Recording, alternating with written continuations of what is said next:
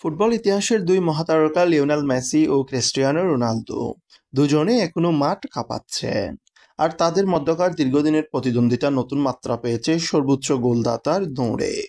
সাম্প্রতিক ম্যাচে Saudi pro লিগের আল রিয়াদের বিপক্ষে জোড়া গোল করে রোনালদো নিজের গোল সংখ্যা বাড়িয়ে নিয়েছেন 933-এ। অন্যদিকে কনকাকাফ চ্যাম্পিয়ন্স লিগে ইন্টার মায়ামির হয়ে লস অ্যাঞ্জেলেস এফসির বিপক্ষে জোড়া গোল করে মেসির মোট গোল হয়েছে 857। ক্লাব ও দেশের হয়ে মোট 1272 ম্যাচে ক্রিস্টিয়ানো রোনালদোর গোল সংখ্যা 933টি। অপরদিকে ক্লাব এবং দেশের জার্সিতে 1092 ম্যাচে লিওনেল মেসির গোল সংখ্যা 857। রোনালদো বর্তমান বয়স 40 পেরিয়েছে এবং এখনো মাঠে দুর্দান্ত খেলছেন। তার লক্ষ্য হচ্ছে 1000 গোল স্পর্শ করা। অপরদিকে মেসি বর্তমানে রয়েছেন 37 বছর বয়সে।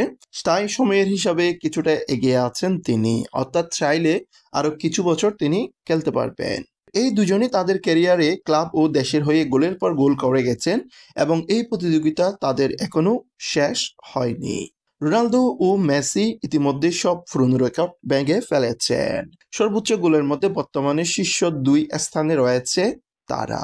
সর্বকালের সেরা 5 গোলদাতার মধ্যে শীর্ষে রয়েছে ক্রিস্টিয়ানো রোনালদো, তার গোল সংখ্যা 933।